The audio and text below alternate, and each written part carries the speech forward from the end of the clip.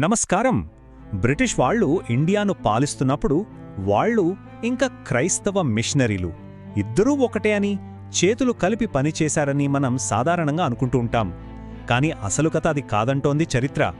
చాలా ఆసక్తికరంగా ఉంటుంది. పదండి ఈ విషయంలోకి కాస్త లోతుగా వెళ్దాం. అసలు వీళ్ళు మిత్రులా లేక శత్రువులా? అంటే బ్రిటిష్ పాలకులు క్రైస్తవ మిషనరీలు నిజంగా స్నేహితుల్లా కలిసి పనిచేశారా, లేకపోతే వాళ్ల మధ్య సంబంధం మనం అనుకున్న దానికంటే చాలా చాలా సంక్లిష్టంగా ఉందా? రండి ఈ విశ్లేషణలో ఈ ప్రశ్నకు సమాధానం వెతికే ప్రయత్నం చేద్దాం. చూడండి, చాలా మందిలో ఉన్న ఒక పెద్ద అపోహ ఏంటంటే ఈ రెండు గ్రూపులు అంటే బ్రిటిష్ పాలకులు, మిషనరీలు ఒకరికొకరు సపోర్ట్ చేసుకుంటూ పనిచేశారని. కాని నిజమేంటంటే దానికి పూర్తిగా ఆపోజిట్. మన దగ్గరున్న చారిత్రక ఆధారాలు ఏం చెప్తున్నాయంటే బ్రిటిష్ పాలకులు ఈ మిషనరీల పనిని తమకొక పెద్ద ప్రమాదంగా భావించారు. అంతేకాదు వాళ్ళని ఆపటానికి చాలా గట్టిగా ప్రయత్నించారు కూడా. అవును, ఈ అపోహ చాలా బలంగా లోతుగా నాటుకుపోయింది మనలో.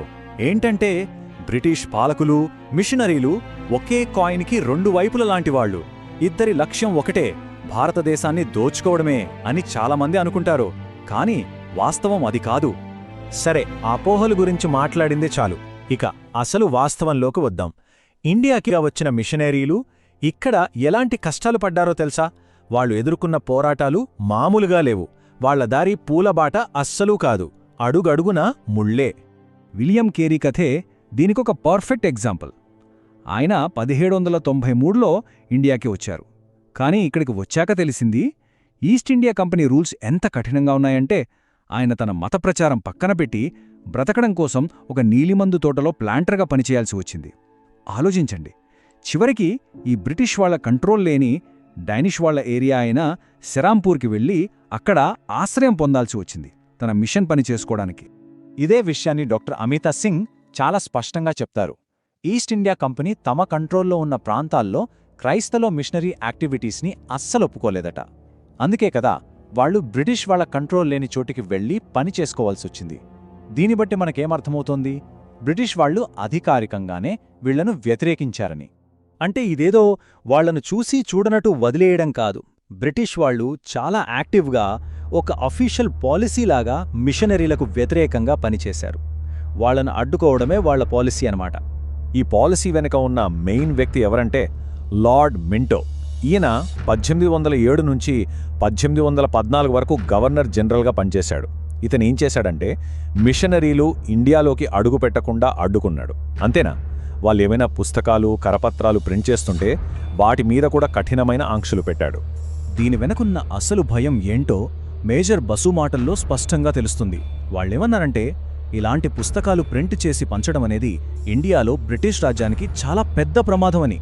అందుకే ఇలాంటివి జరగకుండా ఆపడం బ్రిటిష్ గవర్నమెంట్ బాధ్యత అని చెప్పారు. అంటే వాళ్ల దృష్టిలో మిషనరీల పని తమ సామ్రాజ్యానికే డైరెక్ట్ థ్రెట్ అన్నమాట. వీళ్ల కరపత్రాల వల్ల ప్రజలు తిరగబడతారని భయపడ్డారు. సరే, ఇంతకీ బ్రిటిష్ వాళ్లు ఎందుకు మిషనరీలను ఇంతలా వ్యతిరేకించారు? వాళ్ల భయమేంటి? వాళ్ల అసలు ఉద్దేశమేంటి? ఈ ఎందుకు అనే ప్రశ్నకు సమాధానం దొరికితేనే మనకు పూర్తి క్లారిటీ వస్తుంది. ఇప్పుడు ఆ కారణాలేంటో చూద్దాం. వాళ్ల లాజిక్ చాలా సింపుల్. స్టెప్ బై స్టెప్ చూద్దాం. 1. మిషనరీలు వచ్చి ఇక్కడి ఆచారాలను విమర్శిస్తే ఏమవుతుంది? జనాలకు కోపం వస్తుంది. 2. ఆ కోపంతో జనాలు ఏం చేస్తారు? తిరుగుబాటు చేస్తారు. 3. తిరుగుబాటు వస్తే ఏమవుతుంది? కంపెనీ వ్యాపారం, వాళ్ల లాభాలు అన్నీ దెబ్బతింటాయి. సో ఫైనల్గా 4వ స్టెప్ ఏంటి? తమ వ్యాపారాన్ని, లాభాలను కాపాడుకోవాలంటే ఈ మిషనరీల పని ఆపేయాలి. థామస్ అలెగ్జాండర్ కూడా ఇదే విషయాన్ని నొక్కి చెప్పారు. కంపెనీ ఎందుకు మిషనరీలని నిషేధించిందంటే వాళ్ళ యాక్టివిటీస్ తమ వ్యాపార ప్రయోజనాలకు దెబ్బతీస్తాయనే భయంతోనే. క్లియర్ కదా? ఇది పూర్తిగా, కంప్లీట్గా బిజినెస్ ఇంట్రెస్ట్. దీనికి మతానికి అస్సలు సంబంధం లేదు. ఇది ఏదో 1-2 పాటు జరిగిన విషయం కాదు. వాళ్ల ఈ అఫీషియల్ పాలసీ దశాబ్దాల పాటు కొనసాగింది.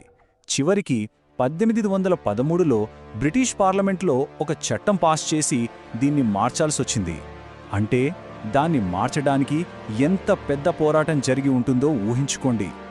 ఓకే, ఇప్పటి వరకు చూసింది ఒక ఎత్తు అయితే ఇప్పుడు మనం చూడబోయేది మరో ఎత్తు.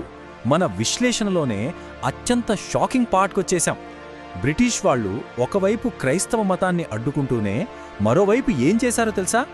వాళ్ళు హిందూ మత ఆచారాల్లో చాలా యాక్టివ్గా పాల్గొన్నారు. అంతేకాదు, దాన్నుంచి విపరీతంగా లాభాలు కూడా పొందారు. అవును, మీరు విన్నదే నిజమే. వాళ్ళు కేవలం మిషనరీలను అడ్డుకోవడంతోనే ఆగలేదు. అసలు ట్విస్ట్ ఏంటంటే, వాళ్ళు మిషనరీలు ఏ పద్ధతులనైతే తప్పుపట్టారో, ఏ ఆచారాలనైతే విమర్శించారో, అవే ఆచారాలకు బ్రిటిష్ ప్రభుత్వం ఫండింగ్ ఇచ్చింది. నమ్మశక్యంగా లేదు కదూ? దీనికి సాక్ష్యం కావాలా? ఇదిగోండి, 1802లో విలియం వార్డ్ అనే మిషనరీ రాసుకున్న డైరీలో ఉంది. బ్రిటిష్ గవర్నమెంట్ ప్రతినిధులు ఒక ఊరేగింపుగా కాళీఘాట్కి వెళ్లారట.